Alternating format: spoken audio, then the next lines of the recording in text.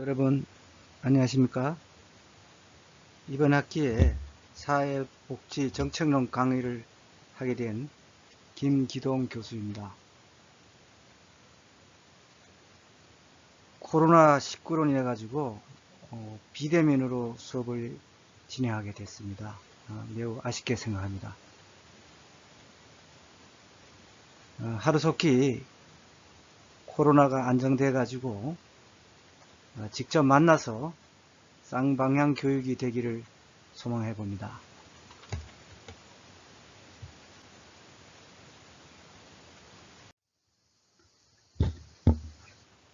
다음 저의 소개를 간략히 하겠습니다. 저는 강원대학교에서 행정학 박사학위를 취득했습니다. 주요 경력으로는 전 강원대학교에서 초빙교수를 한 바 있고, 배재대학교에서 의뢰교수, 한림대학교에서 겸임교수를 한 바 있습니다. 그리고 현재 선거연수원에서 초빙교수를 하고 있고, 또 송호대학교에서 겸임교수를 하고 있습니다. 그 외에 저는 해양수산청과 선거관리위원회에서 공직생활을 한 바 있습니다.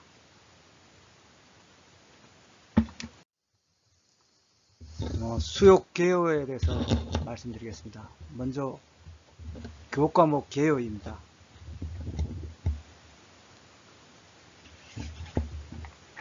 사회복지 정책론이라는 교과목인데요. 교과목 개요를 잠깐 말씀드리면은, 인간은 기본적 욕구가 충족되어야 행복한 삶을 영위할 수가 있습니다. 현대 사회는 감염병 지속에 따른 보건재난, 그리고 질병, 또 저출산 고령화, 실업과 빈곤, 또 양극화, 산업재해 등 국민의 생명과 안전이 도처에서 위협받고 있습니다. 여기에서 파생되는 사회 문제도 다양하고 복합성을 지니고 있으므로 전문성을 가지고 적절한 대처가 이루어져야 할 것입니다. 따라서 사회복지 정책과 제도를 이론과 실제를 연계해서 포괄적으로 학습해보고, 사회문제 진단을 정확하게 해서 그 해결 능력을 향상시키고, 또 정책 과정을 연구 논의하는 데 있습니다. 또 사회복지 정책의 지식, 또 기술을 습득하고 가치관을 정립해서 사회복지 전문가를 양성하고자 합니다. 수업 운영 방식은 비대면 수업 계획입니다. PPT 화면 녹화 강의를 하겠습니다. 좀 전에도 말씀드렸듯이 코로나가 계속 확산되고 있어서 안정화되면은 따로 학교 방침에 따라서 변경할 수도 있을 것입니다. 8주차는 중간고사, 15주차는 기말고사가 있겠습니다. 성적평가는 출석 20%, 중간고사 40%, 기말고사 40%로 하겠습니다.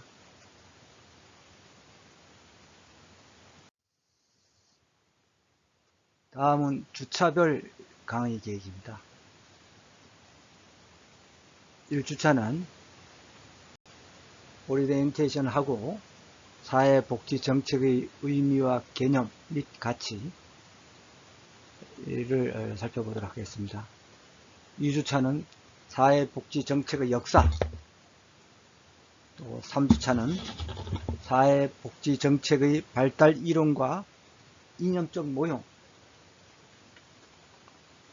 그 다음에 4주차는 사회복지 정책 의제 형성과 정책 대안, 5주차는 사회복지 정책 결정과 집행 및 평가, 6주차는 사회복지 정책 분석, 7주차는 사회복지 정책의 급여에 대해서 알아보도록 하겠습니다. 그래서 1주에서 7주차 강의 학습 내용을 8주차에 중간고사를 하겠습니다.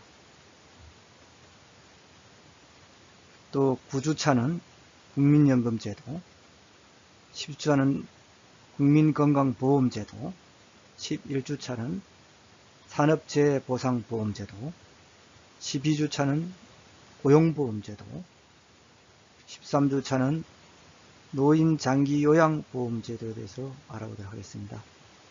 14주차는 빈곤정책과 국민기초생활보장제도에서 살펴보고, 15주차는 9주차에서부터 14주차지 강의 학습한 내용을 기말고사로 평가하도록 하겠습니다.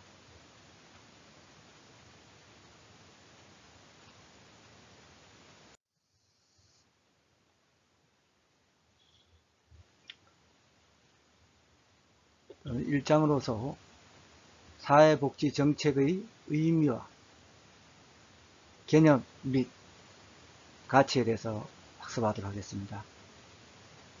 첫째, 사회복지와 정책의 의미. 두 번째로, 사회복지정책의 개념. 세 번째로, 사회복지정책의 가치에 대해서 학습하도록 하겠습니다.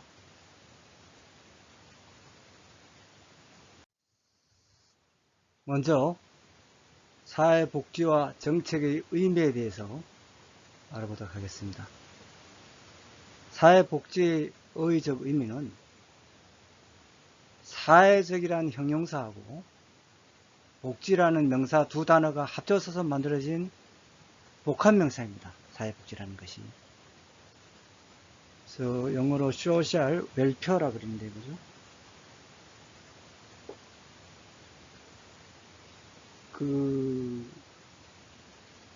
social welfare란 사회적으로, 그죠? 웰페어, 편안히 잘 지낸 상태입니다. 그래서 영어 의미는 웰페어로서 만족스러운 상태, 또 건강과 번영,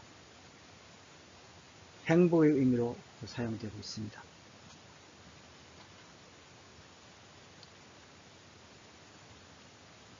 그래서 옥스퍼드 사전을 보면 복지란 것은 웰페어로서 행운, 또 행복, 또는 안녕을 의미하고 있습니다.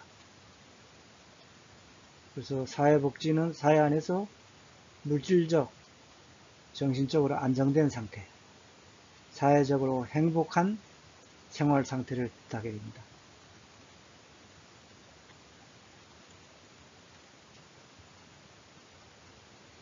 그래서 좀 더 구체적으로 보면은, 첫째, 사회복지 주체로서 복지를 누리지 못하고 있는 사람들에게 복지 상태로 전환시키기 위한 노력을 전체 사회 구성원 모두가 함께 해야 합니다. 개인적 차원이 아니라 사회 연대적 차원의 활동의 의미를 가지고 있습니다. 사회적이라는 게. 또 사회적이라는 의미는 뭡니까? 나 혼자만이 행복해지는 게 아니죠. 사회 구성원 모두 함께 행복하게 살아간다는 의미를 지니고 있습니다. 더불어 같이 행복하자 이거죠. 셋째는 사회적인 의미는 뭡니까? 경제적, 에코노믹하고 이제 의미와 대비되는 것이요. 경제적인 것은 뭡니까? 이윤추구죠. 이윤추구인데, 이거는 사회적인 의미는 이윤추구가 아니라, 경제적 동기가 아니라, 상부상조 또는 이타주의와 같은 사회적인 동기라는 것입니다. 그래서 종합해 볼 때 사회복지란 누구나 행복을 누릴 권리와 존엄성이 있다는 이상, 또 웰페어, 잘 살아가다 같은 이상을 지향하는 실천 상태를 말하는 것이죠. 여기서 행복은 물질적인 풍요만을 뜻하는 것이 아니라 신체적, 정신적 발달과 또 사회내에서 기회를 누구나 가질 수 있는 상태도 함께 비만이라고 할 수 있을 것입니다. 다음은 정책의 의적입니다. 정책 폴리스는 폴리스라는 그리스에서 파생된 것입니다. 여러분들 민주주의가 처음 출현하는 그리스 도시국가 아테네죠, 그죠? 이게 도시국가들 뜻하는 거거든요, 폴리스가. 그래서 라틴어가 만나면서 폴리티아로 변화되어서 중세에 이르러가지고 공공문제의 처리, 정부의 행정관리를 뜻하는 폴리스라는 의미로 변화됐습니다. 그래서 어원적으로 볼 때 정책이라는 의미는 도시국가, 폴리스, 경찰, 폴리스, 또 정치, 폴리틱스와 같은 의미가 내포되어 있습니다. 따라서 정책이 이 정치의 영역에 속하는 것을 말해주고 있습니다. 그죠? 정치가 국가 또는 정부의 활동이라는 점에서 정책 역시 국가나 그 정부의 활동이라고 할 수 있을 것입니다.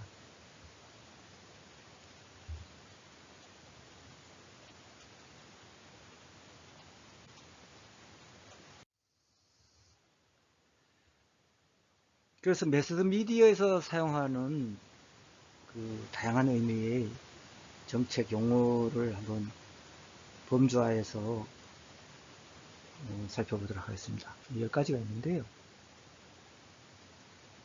우선 활동 분야의 명칭으로서 정책입니다.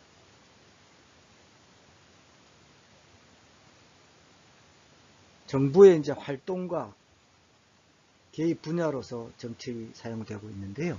여기는 이제 경제정책, 사회복지정책, 우리가 공부하는 겁니다만은, 그 다음에 외교정책, 주택정책 이런 거, 활동 분야의 명칭으로서 정책이다. 다음에 일반적인 목적은 바람직한 상황에 대한 표현으로서 정책인데요.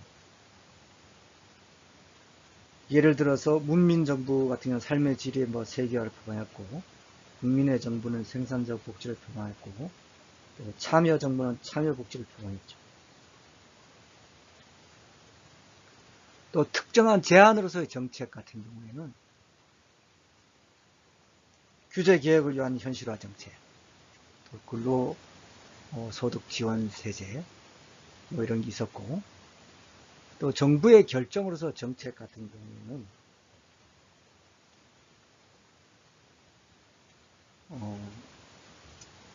노인 장기 요양보험제도, 그죠? 그다음 대북 쌀 송금 정책, 주택 200만호 건설 정책 이런 것이 있을 수 있고요. 그 다음에 공식적 승인으로서의 정책을 보면은 법안이나 이제 명령적 입법하거나 이런 게 있는데, 공식적으로 승인을 해서 그 2000년 4월에 된 국민기초생활보장법 이런 거, 그 다음에 2004년 같은 경우에는 건강가정기본법 같은 거, 가정중심의 통합적 서비스 체계를 확립하려는 것인데, 이런 같은 경우가 되겠죠. 그 다음에 프로그램으로서의 정책이 있는데, 특정한 일괄적인 입법, 조직, 자원 등을 포함한 정부의 활동이 규정되고 비교적 구체적으로 제시된 영역입니다.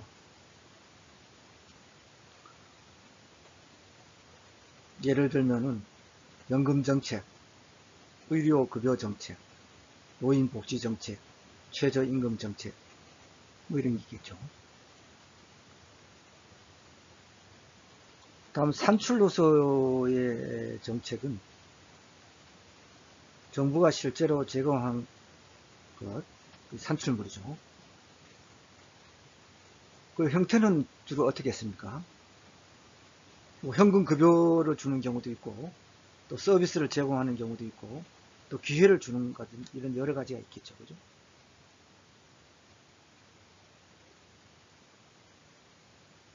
그래서 예컨대 노인 장기 요양제도다. 그러면 이제 산출물로 같은 경우는 뭐가 있겠습니까? 요양 인프라 구축으로 전문 요양시설, 또 요양시설, 노인 요양 공동가정생활 과정, 주야간 보호시설, 방문 요양과 방문 목욕, 또 방문 간호, 복지연구 등 지역 밀착형 소규모 시설의 확충과 증설이 있겠습니다. 또 성과로서의 정책이 있겠고요.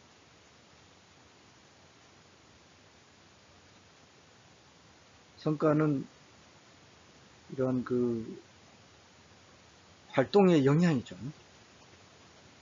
이런 그 정부의 활동이, 정책에 대한 활동의 영향을 얘기하는데, 그 다음에 이제 이론 혹은 모델로서의 정책이겠습니다. 또 끝으로 과정으로서의 정책이 있는데, 과정으로서의 정책은 정책 결정 과정, 이게 이제 시간의 경과에 따라 복잡하게 전개되는 것을 이제 전제로 합니다. 정책 결정 과정이라고는 정책이 형성되고, 그 다음에 정책 결정이 되고, 또 정책 집행이 되고, 또 정책 평가가 되고, 이러한 과정이 좀 하려거든요. 이제 나중에 학습하도록 하겠습니다.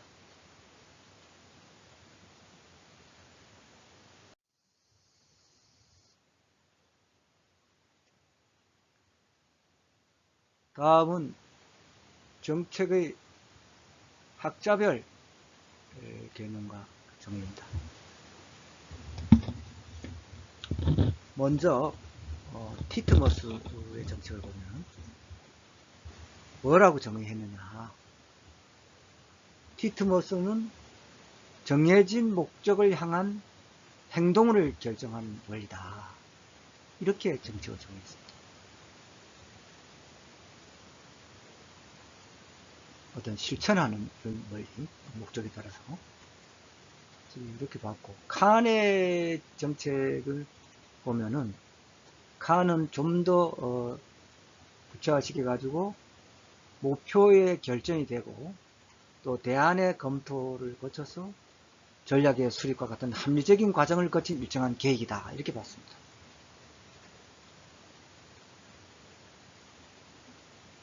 그래서 여러분들 앞으로 사회복지 정책에 대해서 공부를 하면서 그런 조금 전에 말씀드린 정책 과정에 대해서 공부를 할 것입니다. 그래서 앞으로 목표의 결정이라든가 또 대안을 검토를 해서 또 전략 수립 같은 거, 또 정책 결정을 하고 집행을 하고 또 평가를 하는 이런 그런 정책 과정을 상세하게 공부하게 될 것입니다. 길버트와 스펙트는 공사의 기관에 있어서 행동 방향이나 계획의 바탕을 이루는 제반 결정과 선택이다. 이렇게 정책을 정의를 했습니다.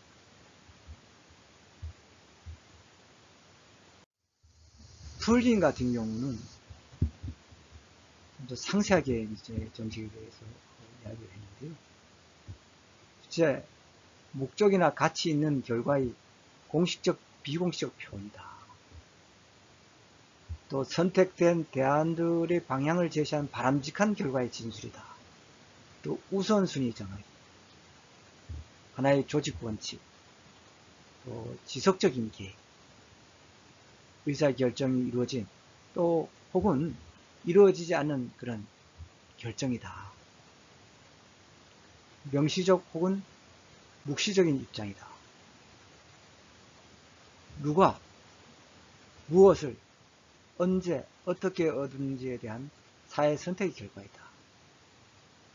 체계적으로 만들어진 정보다.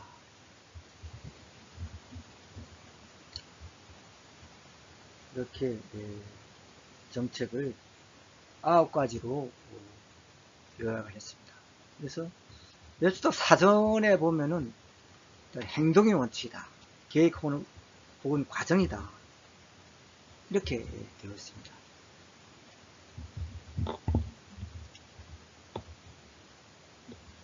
이 정도로 각 학자들이 정의를 한 것을 우리가 생각하면서 다음 순서로 넘어가도록 하겠습니다. 그럼 두 번째로 사회복지 정책의 개념. 우리가 이제 개념을 우리가 정확히 알아야 되거든요.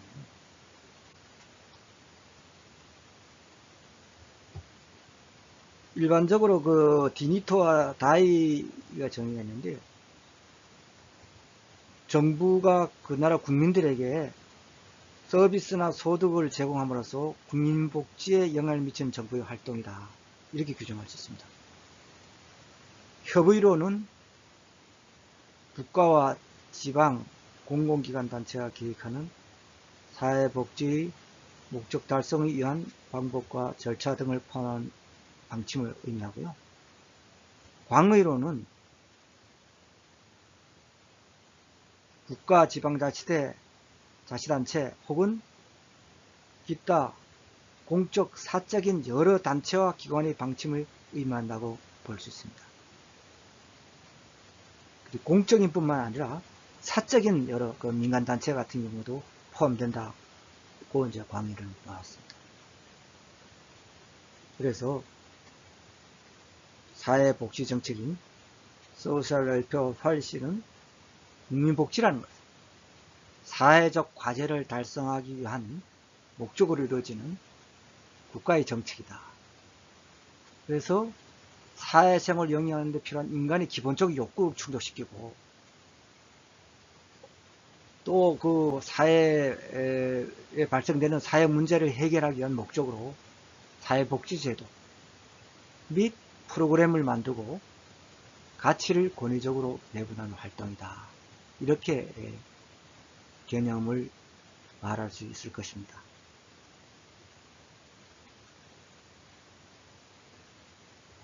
예컨대 사회복지정책의 개념은 소득이라든가 또 의료, 또 주택, 그죠? 교육, 고용 및 개인적 서비스 등을 포함하는 어떤 그 광의의 그 개념과 연관되어 있는데요. 그래서 일련의 행동 지침이나 이들을 통해 가지고 우리가 궁극적으로 뭡니까? 사회복지정책이 우리 헌법에 나와 있습니다만은 인간다운 생활을 유지할 수 있도록 하는 재반 서비스, 그죠? 의료의 배분 이런 걸 이해할 수 있겠죠, 그죠?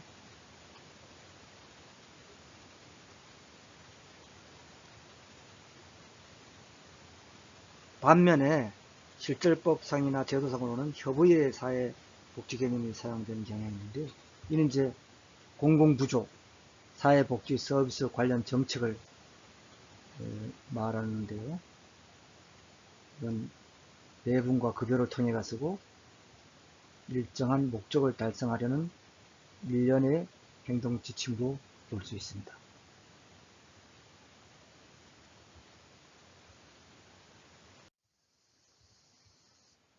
다음은 사회복지 정책에 대한 국가별로 그 개념은 그 차이가 있는데요.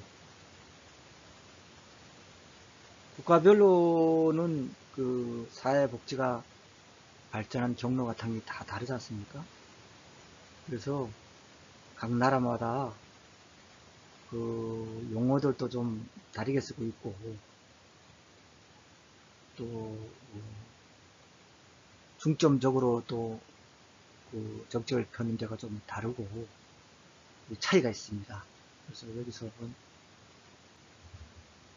조금 그 선진국, 복지 선진국 사례니까 한번 살펴볼 필요가 있습니다. 먼저 영국입니다. 영국은 이 사회복지정책이라 이렇게 안 하고 사회정책, 또 사회행정, 사회서비스라는 용어를 많이 사용합니다. 그래서 굉장히 광범위하게 되어 있습니다. 사회복지정책이. 그래서 사회보장뿐만 아니라 건강, 또 교육, 대인적 사회서비스, 또 주택이라든가 고용 및 가족정책 이런 걸 얘기합니다. 그래서 일반적으로 사용하는 사회복지정책보다 굉장히 넓다, 이렇게 볼 수 있습니다. 여기서 대인적 사회서비스라는 것은 아동이라든가 노인, 장애인, 이런 여성복지를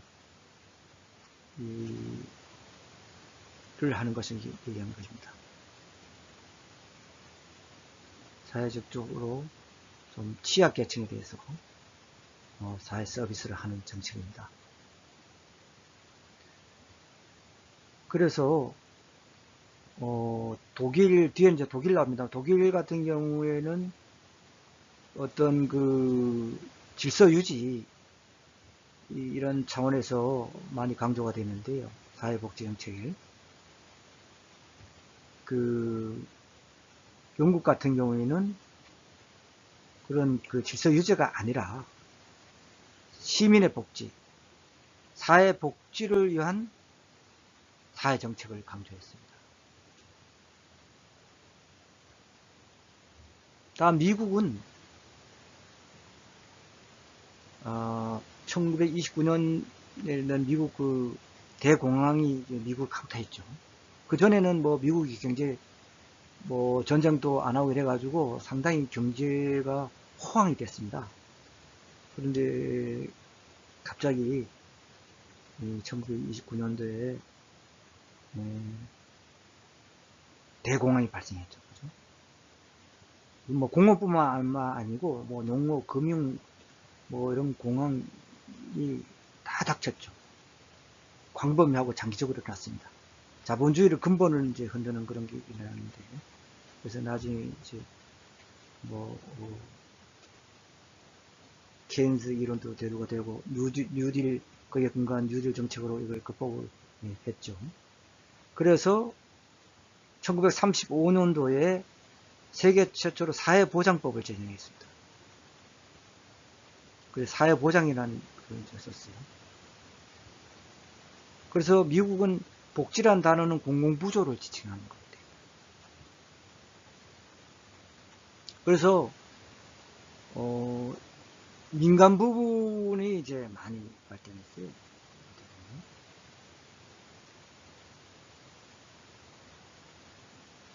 그래서 미국 같은 경우에는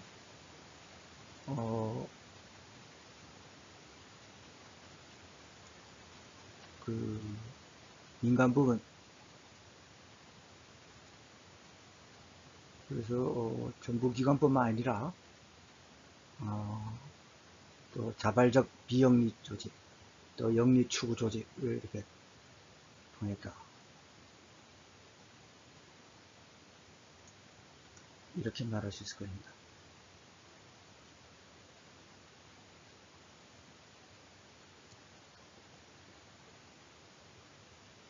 그래서 영리 추구 조직이라는 것은 뭐 기업 사회 복지 정책 뭐 이렇게도 나타났죠.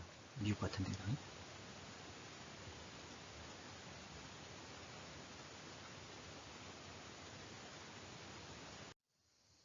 다음 독일은 이 사회 정책이라 했는데요.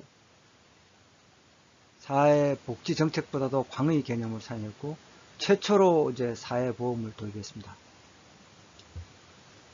그래서 1883년도 이제 질병보험으로 시작으로 1884년 산재보험, 1889년 노령 폐질연금이 시행됐습니다. 그래서 다양한 사회복지정책이 발전됐는데 특이하자면 최초로 사회보험을 도입했다. 이게 의미가 있습니다. 그래서 이 독일이 이 산업화도 늦고 이랬는데 유럽에서 어떻게 그 최초로 사회보험을 도입했는지 그 보면은 최초로 이제 사회정책을 시행했는데요. 그 1880년대에 그 바그너, 슈몰로, 브렌타너 등이 이제 강단 사회주의자가 중심이 돼가지고 사회정책학회를 설립했습니다.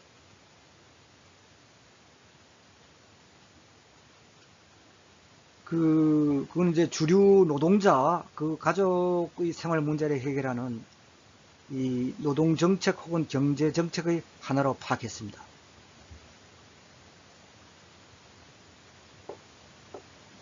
그래서 여기서 이제 강단 사회주의를 조금 말씀드릴 필요가 있는데 1860년, 1890년대에 걸쳐가지고 독일 경제학자들이 주창한 사회정책론에 붙인 명칭인데요. 그 당시 그 비스마르크식 사회정책을 위한 윤리적 기초를 제공했습니다. 그래서 당시 자유주의자들이 강단사회주의라고 불렀습니다. 이들을. 그래서 이들은 기본적으로 강단사회주의자들은 뭘 주장했냐?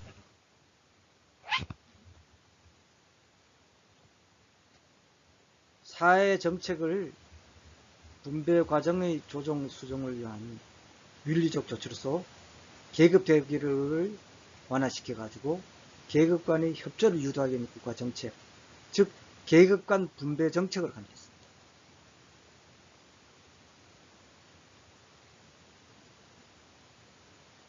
그래서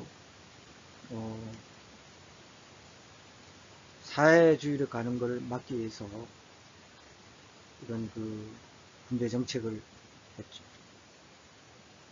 당시 사회 정책에 대한 이들의 생각은 그 사회 정책의 설립 취지에 잘 나타나는데 그게 뭐라고 되어 있냐? 우리는 방임주의를 반대한다. 왜냐하면은 극단적인 이기심의 발호와 제한 없는 자유 경쟁은 빈부차를 심화시키다. 또 방임주의만 반대하느냐? 방임주의도 반대하지만은 사회주의도 반대한다. 이 사회주의를 사실 경계를 많이 했습니다. 독일에서. 왜냐하면 그 경제 조직을 파괴하고 자본가의 몰락은 국민에 해롭기 때문이다.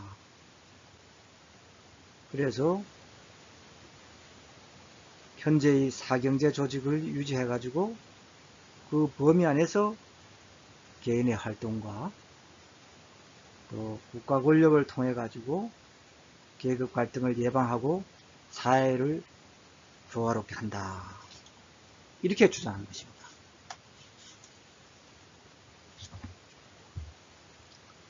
결국 그 강단 사회주의자들의 견해는 비스마르크의 생각과 완전히 일치했습니다.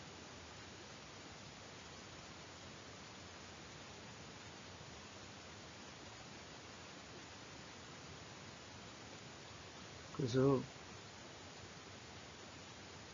그 비스마르크는 1872년도에 그 본 빌헬름 황제에게 보낸 각서에서 사회주의라는 만연된 병을 고치기 위해서는 경찰의 강압적인 수단만으로는 결코 해결되지 않으며 사회정책을 고려해야만 한다고 주장했습니다.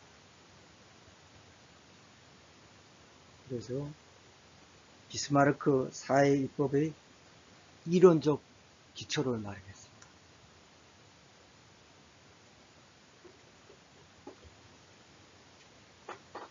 다음은 일본을 알아보는데, 일본은 2차 세계대전 이전에는 그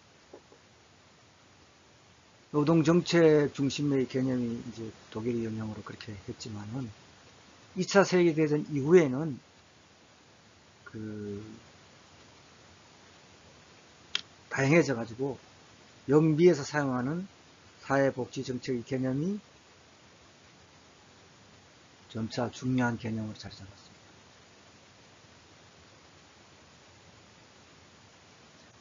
이제 3포 문부인데요. 미우라 후미오라고 합니다. 미우라 후미오는 뭐라고 했냐. 일반 행정 서비스와 같은 차원에서 사회복지 정책의 형성 및 운영관을 중시했습니다. 즉, 사회복지 욕구의 파악, 또 충족 방법 및 수단 선택에 대한 검토,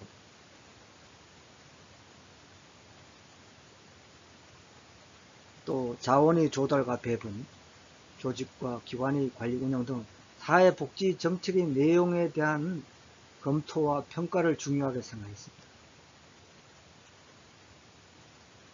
아주 구체적이죠. 미우라 후미오는.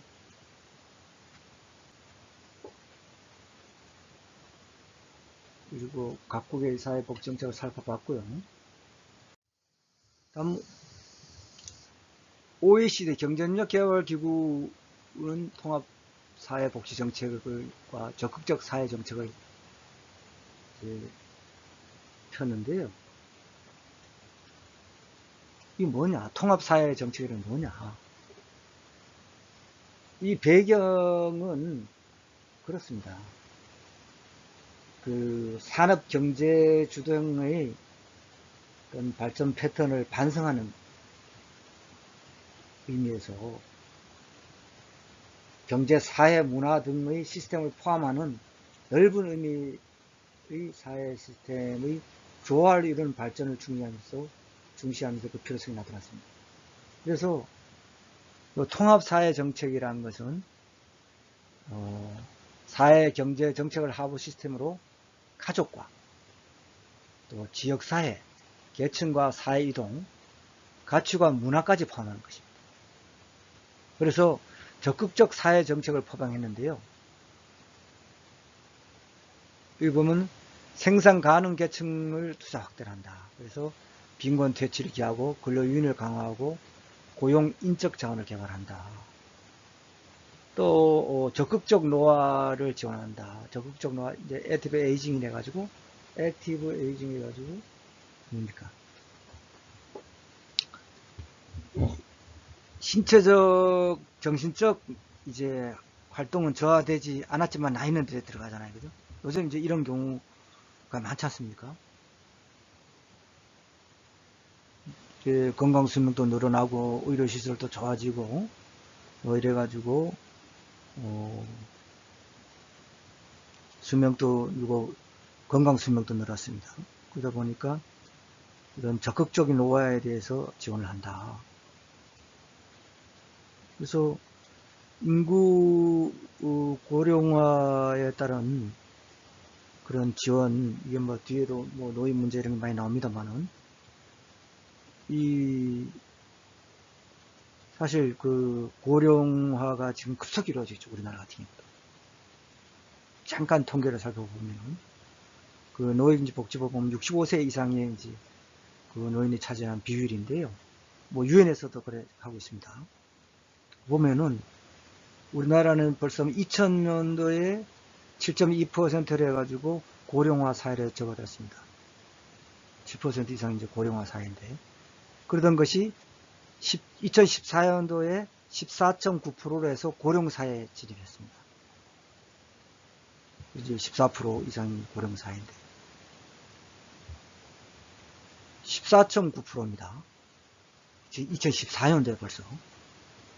그럼 2025년도에는 20.3%로 초고령 사회로 진입할 전망을 하고 있습니다. 그러니까 적극적 노화 지원도 고려를 해야 되겠죠, 당연히. 또 아동 빈곤 문제 완화, 저출산 문제 해결, 또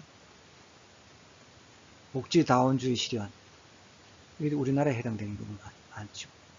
그래서 우리나라 정책도 많이 반영을 해야 되겠습니다. 다음 스칸디나비아, 그 북유럽 국가들 사회복지 정책의 개념을 보면은 모든 시민을 대상으로 한 평등한 급여와 서비스를 국가의 그 조세로 제공하고 있습니다. 그래서 보편주의, 연대주의적 사회복지 정책을 발전시켜 가지고 높은 수준의 그 재분배를 달성하고 성장과 분배의 성공적 조화를 기하고 있죠.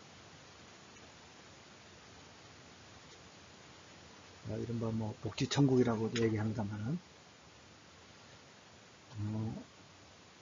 요즘도 이제 재정 압박 때문에 재정에 대한 개선 문제도 나오고 합니다만은, 상당히 그래도 복지 선진국이다, 이렇게 볼 수 있겠습니다.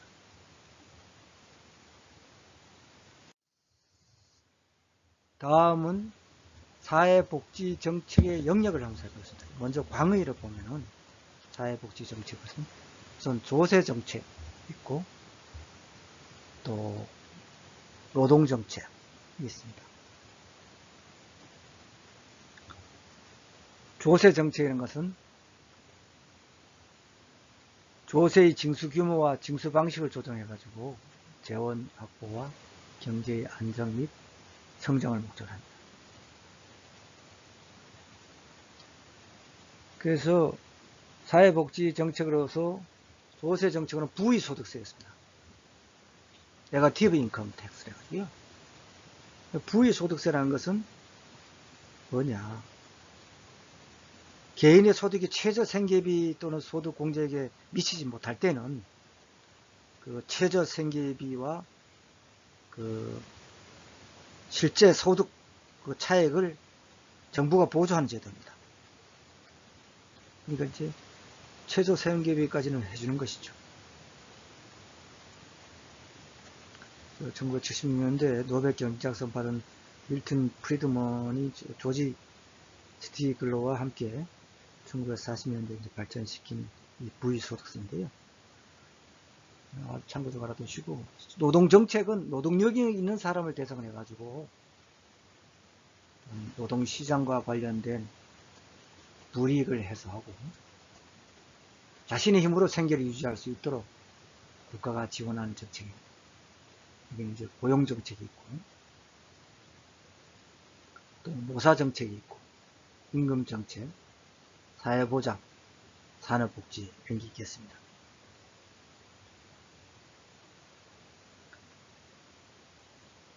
그래서 여기서 일반적으로 이제 노동시장에 밀려나서 일자리를 잃은 실업자를 대상으로 소득을 보장하는 정책, 이런 게 이제 소극적 노동시장 정책을 하는데요. 실업자에게 소득 보장하는 이런 거죠. 반면에 적극적인 정책은 어떻게 있겠습니까?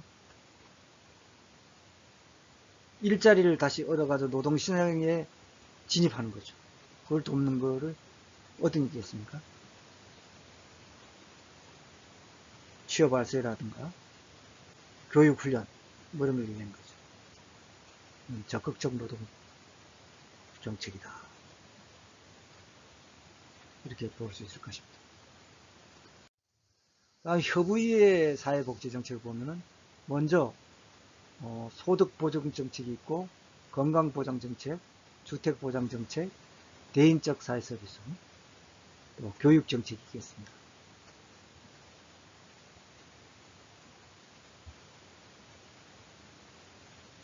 사회적 위험에 처가지고 이제 소득 상실 시 소득 보장하는 건 소득보장정책입니다. 사회보험, 공공부조, 각종 수당제도입니다. 건강보장정책으로 질병을 대상으로 치료와 예방의 포괄적 의료 서비스를 국가 책임하에 실시하는 것이죠. 이는 국민건강보험, 의료보호 및 부조, 또 보건의료 서비스가 있고, 주택보장정책으로 철거 정비 및 재개발, 또 공공임대주택, 국민주택, 주거환경 개선 사업, 주택담보대출이 있겠습니다. 대인적 사회 서비스로 아동, 청소년, 노인, 여성, 장애인, 다문화 가족 등을 대상을 하고요. 교육정책 같은 경우는 교육 접근 기회 확대, 교육 환경 개선, 교육 재정 확대, 또 사회 교육 활성화, 영유아 보육, 저소득 중고생 지원, 뭐 이런 게 있습니다.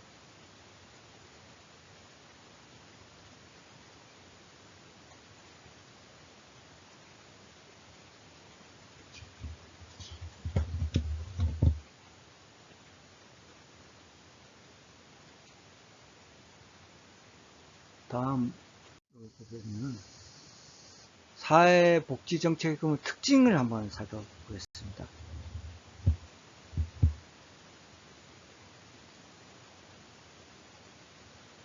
일반적으로 그 사회복지 특징은, 정책의 특징은 문제 지향성이 있고, 또 가치를 지향한다.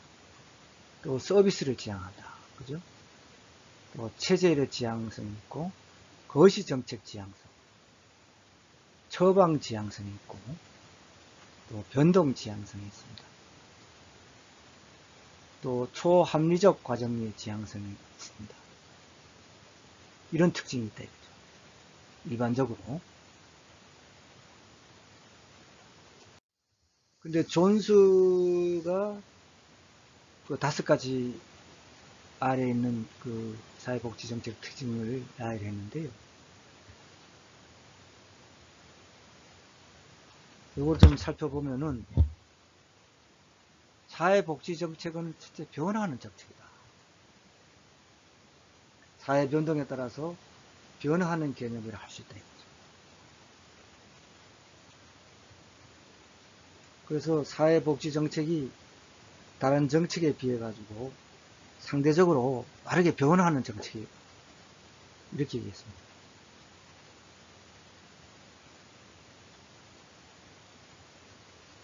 그래서 인간다운 생활을 영위할 수 없는 그러한 그 사회적 약자에 대응해 가지고 사회복지정책이 변화한다는 것입니다.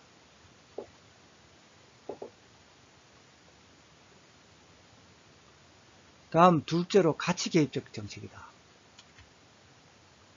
사회복지정책 역시 다른 정책과 마찬가지로 그 합리성, 효율성, 효과성이 중시를 하지만은 다른 정책에 비해 가지고 상대적으로 가치와 이념에 관한 연관성을 가지고 있습니다. 다음 세 번째로 희소성의 원칙이 지배하는 정책이다. 사회복지정책은 사회 내의 한정된 자원으로서 충족되지 않고 존재하는 욕구를 해결하기 위한 정책이라는 의미입니다. 다음 넷째로 이익 집단의 힘이 약한 정책이다. 그 사회복지 서비스를 향유하는 대상 집단이 다른 정책에 비해 가지고 이익 집단화되는 경우가 많지 않다. 이렇게 보고 있습니다. 다음 5번째로 내용 포착이 어려운 정책이다. 사회복지 정책은 경제적, 화폐적 계량화가 어렵다. 그렇기 때문에 개념화라든가 내용 포착이 어렵다 이거죠. 또 정책 목표가 대다수가 모호하게 설정되어 있습니다. 그렇기 때문에 복지 정책의 내용과 영역이 불분명한 경우가 많다. 이 존수가 이렇게 5가지를 주장하는데요. 여러분들이 기억해 주시기 바랍니다.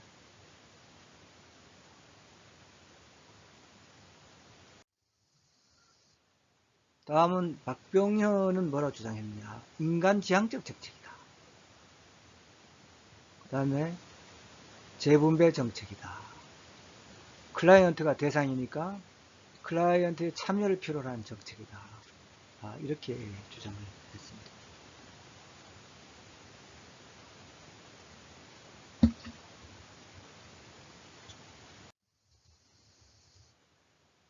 다음은 사회복지정책의 가치입니다.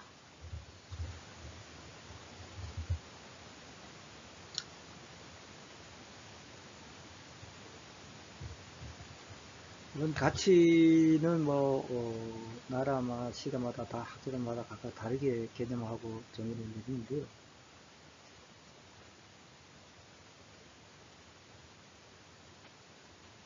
그리고 그 가치는 주관적이고 개개인마다 중요도가 다르기 때문에 사회 경제적 여건에 따라서 가치 기준도 변하는 거죠.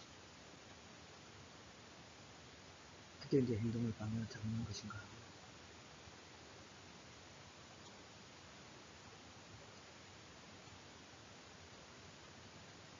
그래서 민주주의 사회에서는 어떻습니까?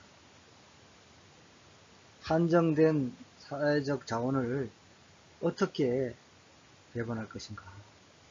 이게 하부양 길고지 않습니까? 정책이란 게. 그래서 사회 구성원들이 가지는 가치는 그 정책 결정에 매우 중요한 역할을 할 수 있을 것입니다. 그래서 윌딩하고 조지는 자유, 개인주의, 평등 이거를 이제 주로 가치를 봤습니다.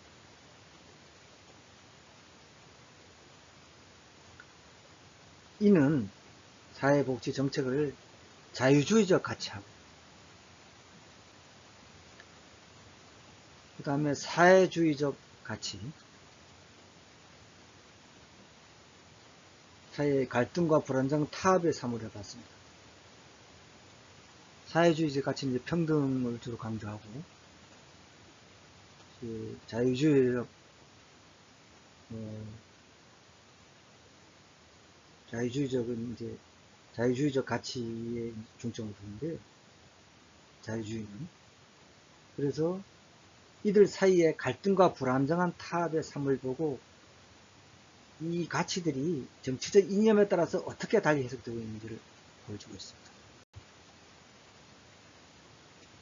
윌딩과 조지 같은 경우는 퍼니스와 틸톤 같은 것은 사회복지 정책의 주요 가치로 자유와 평등, 민주주의, 사회적 연대, 생존권의 보장, 경제적 효율성 이렇게 봤습니다. 좀 더 아주 구체적이고 그렇죠. 이거에 대한 것은 나중에 또 나옵니다. 그때 또 상세히 설명드리도록 하겠습니다. 프리드랜더 같은 경우는 개인적 또 개인적 가치 그 다음에 기회균등의 가치 사회적 연대성의 가치로 정의했습니다.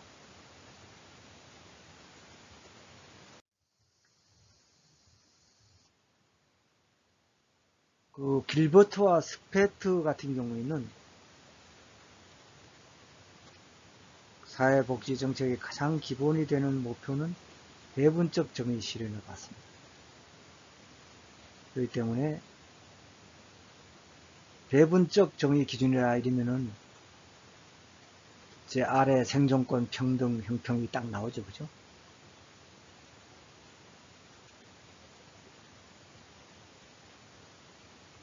그래서 이렇게 학자들이 주장했고요. 그래서 좀 더 구체적으로 들어가 보겠습니다. 사회복지정책의 가치에서 기본적인 이제 가치하고 또 상대적 가치하고 구분해가지고 학습하도록 했습니다. 먼저 아주 기본적으로 지켜야 될 가치 있습니다. 여러분들도 이런 그 가치 어떤 그 중요도랄까 또 우선순위, 이런 것도 여러분들이 심도 있게 학습을 해야 될 것입니다. 그래서 어떤 사회복지 현장에서도 그런 거 부딪힐 때 어떤 가치를 우선적으로 먼저 할 것인가, 그거를 본인이 결정을 해야 되거든요. 그러면은 어떤 그 물질적인 어떤 급부하고 어떤 생명에 관계되는 거하고 부딪힐 때는 당연히 생명에 관계되는 것을 먼저 해야 되겠죠. 그죠? 먼저 보장을 해야 되겠죠.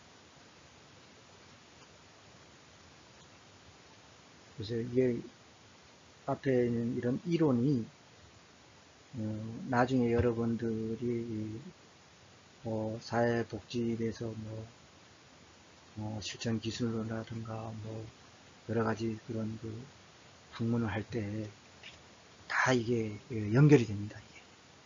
그렇기 때문에 좀 심층적으로 체계적으로 학습할 필요가 있다. 이렇게 강조하는 바입니다. 먼저 인간의 존엄성은 가장 중요합니다. 그죠? 인간 존중이죠. 인간이 가지고 태어난 가치입니다. 인간이 때문에 고유하게 가지고 있는 것이죠. 존엄성을 보장해야 됩니다.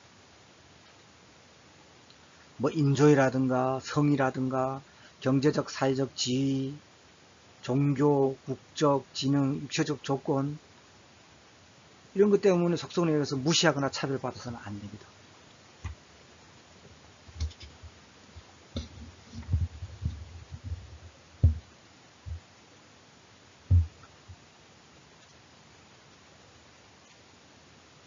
이러한 인간의 존중의 가치는 세계 인권 선언에 나와 있고요. 헌법 우리 10조도 국민은 인간으로서의 존엄과 가치를 가지며 행복을 추구할 권리를 가진다고 되어 있습니다.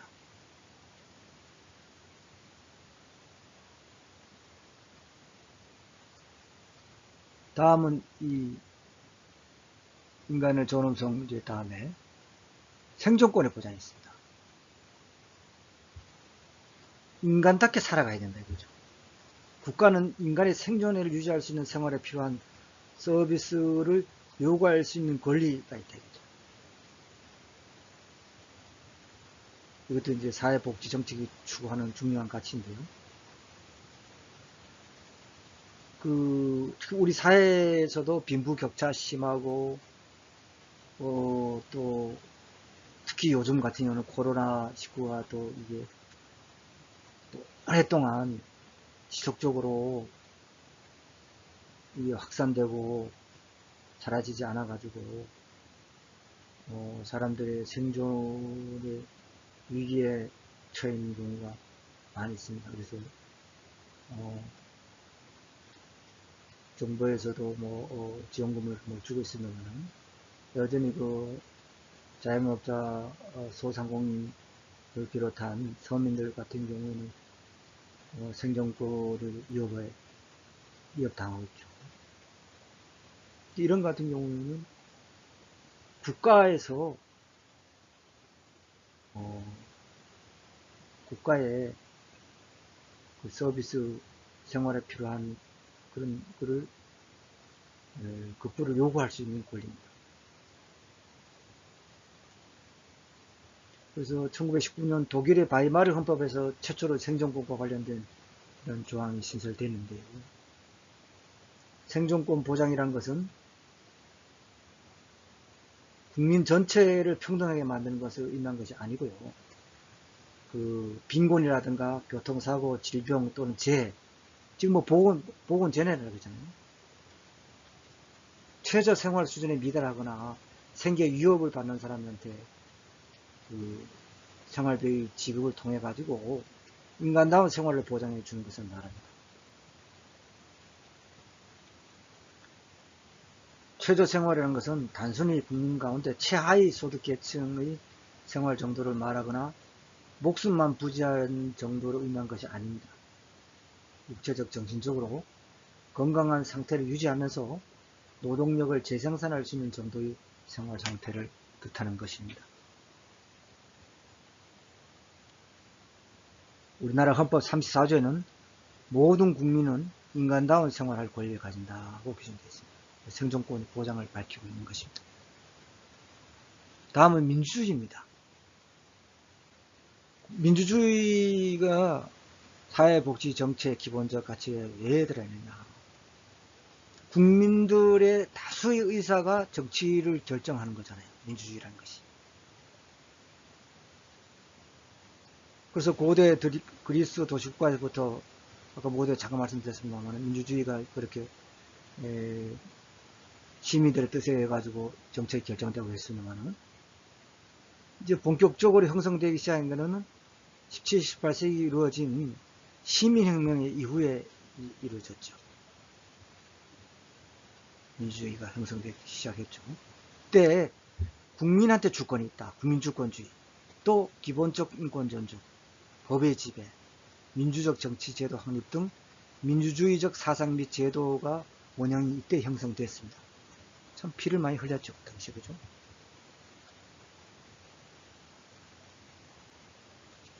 그래서 영국, 미국, 프랑스를 비롯한 이 각국에서 각종 헌법의 선언에 많이 반영되었습니다. 우리나라도 그렇고요.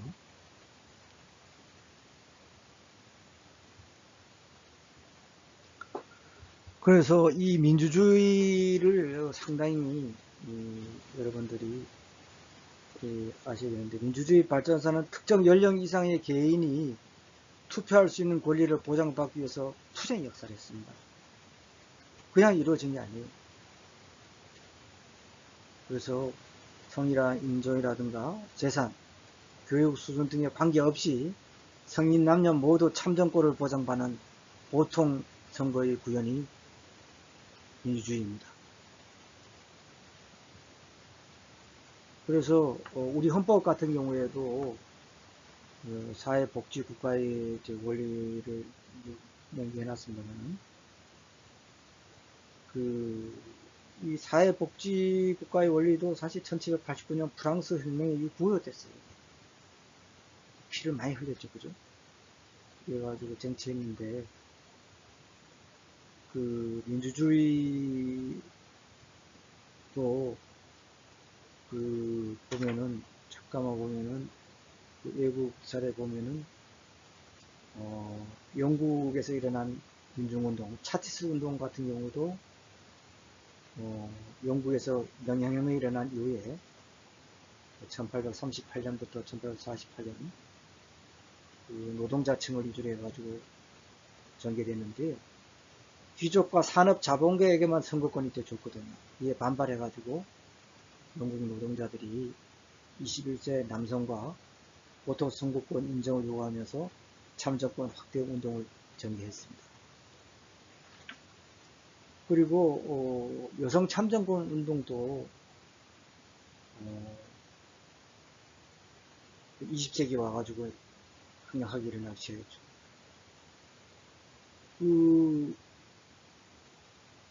근대 민주정치의 발전에 따라서 선거권이 확대됐는데 주로 남성들한테는 주어졌어요. 그래서 여성들이 뭐 남성들에게 대변된다는 이유로 이건 말이 안 되죠. 그죠? 오랫동안 여성의 정치 참여 권리는 인정되지 않았습니다. 그래서 여성의 참정권 획득을 위한 운동이 격렬히 전개됐습니다. 그래서 20세기 초반에 와서 주어지기 시작했어요. 스위스 같은 선진국도 1971년도에 여성에게 투표권을 허용했고요. 미국은 여성들이 백악관 앞에서 쇠사슬 시위와 40만 명이 넘는 서명운동 끝에 1920년에 여성 참정권을 인정하기 이르렀습니다. 이렇게 민주주의는 많은 투쟁의 역사입니다. 이렇게 1인 1표를 주권을 행사하는 투표권이 확보됨으로써 참여민주주의와 복지국가의 위상 정립과 역할 증대에 중대한 역할을 하게 된 것이죠. 사실 이런 표가 있으니까 정치권 이런 데서도 사회복지 정책 이런 것에 대해서 열심히 하지 않겠습니까?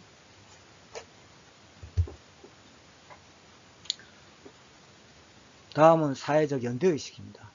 기본적 가치로. 그래서 두 사람 이상이 함께 무슨 일을 하거나 함께 책임을 지는 일로서, 그죠? 사회 구성원들이 사회에 대해서 가지고 있는 소속감, 연대감을 말하는 것입니다. 그래서 사회 구성원에서 따뜻한 정과 협동 정신을 강조했습니다. 그래서 사람들이 공통의 위험에 빠지게 되면은 좀 협동해가지고 제거하자.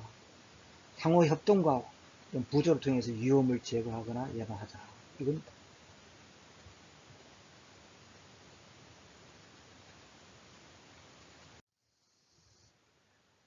다음 상대적 가치로 자유가 있는데요. 자유란 것은 뭐 여러분들이 설명하자 누구한테 속박당하지 않고 간섭받지 않는 그런 권리죠. 그죠? 여기도 이제 소극적 자유가 있고 적극적 자유가 있고 심리적 자유가 있는데요. 이제 소극적 자유는 다른 사람한테 간섭 또는 의지로부터 자유, 그 기회를 강조하는 것이고요. 적극적 자유는 자신이 원하는 것을 할 수 있는 자유입니다. 이제 능력을 강조하는 것이고. 심리적 자유는 자신이 선택할 수 있는 능력, 또 초이스, 선택을 이제 강조하는 것입니다.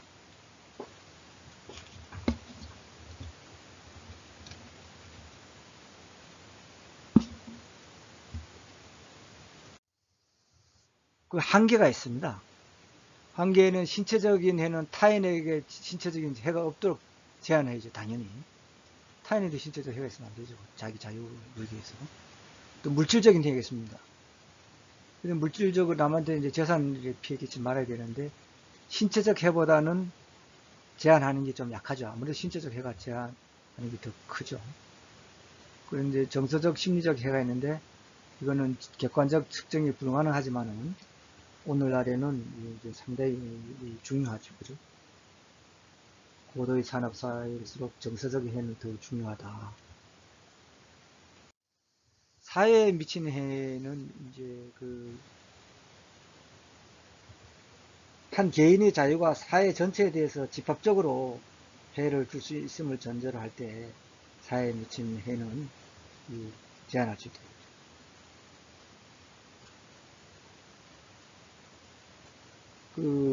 개인의 그 행위가 개별 사회 구성원에게는 해를 주지 않더라도 사회 전체적으로 해가 되는 경우가 있습니다.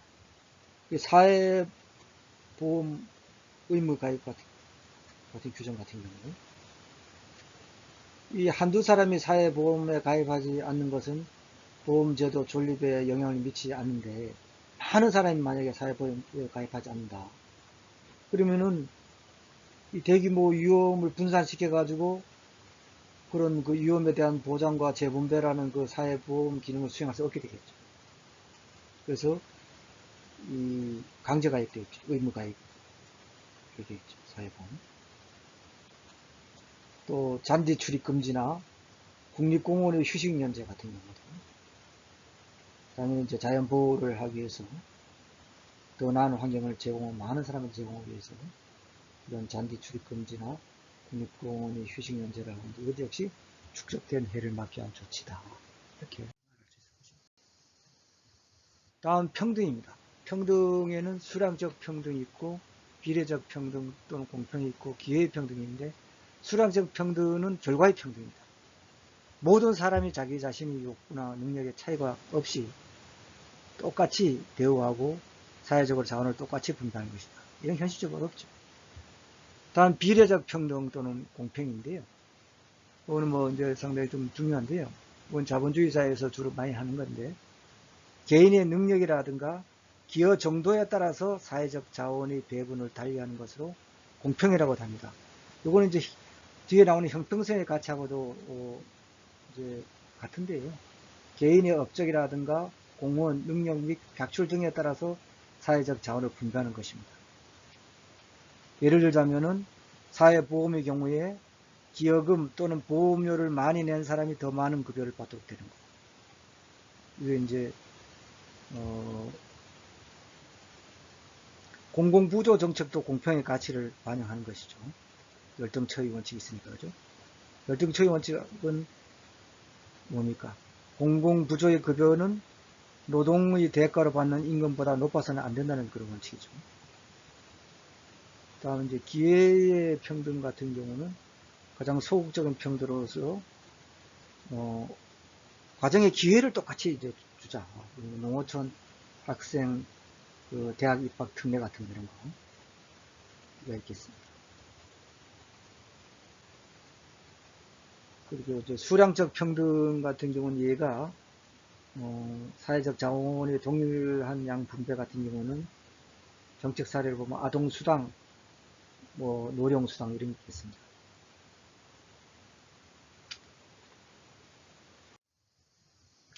그래서 요거는 한번 좀 설명했으니까 수량적 평등 개념과 정책 사례를 보시고 또 비례적 평등, 기회의 평등을 참고하시기 바랍니다.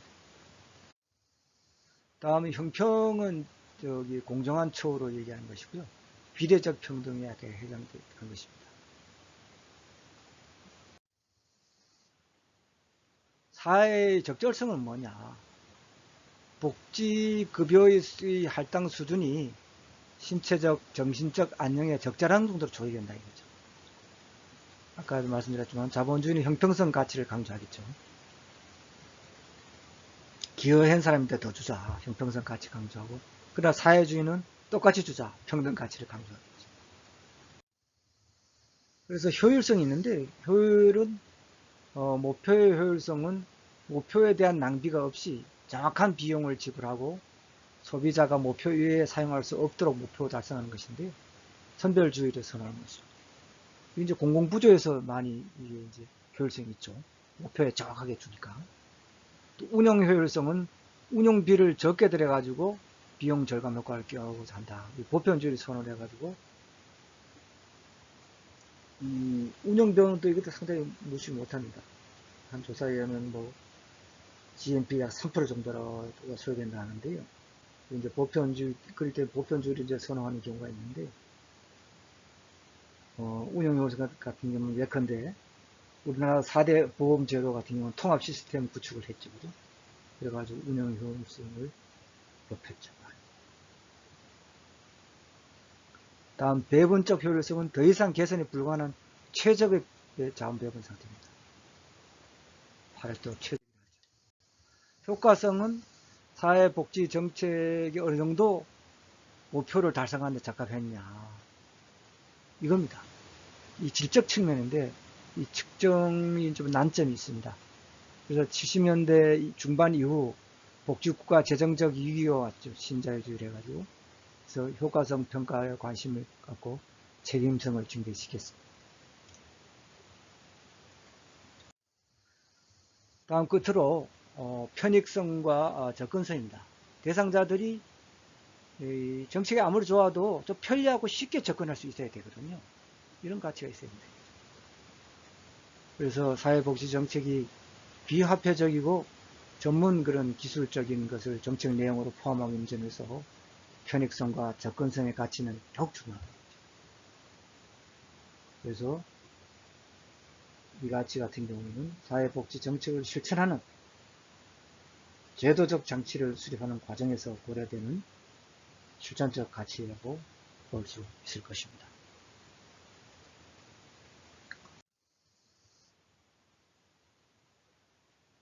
지금까지 이제 사회복지 정책의 의미와 개념 및 가치를 살펴보았는데요. 이제 코로나19가 이제 계속 발해서 계속되기 때문에 비대면 관계로 하는데요. 강의를 하는데 출결 상황을 점검해야 됩니다. 그래서 이게 필요해서 부득이 매주차 과제인 퀴즈를 부여하니까 이러닝 과제 탭에 다음 주차 강의 전까지 탑재해 주시기 바랍니다. 이번 주 퀴즈는 사회보험에서 기여금에 비례하여 급여를 차등 지급하는 것과 같이 개인적 기여 정도, 능력에 따라서 사회적 자원의 배분을 다르게 적용하는 사회복지정책의 상대적 가치는 무엇인가 합니다.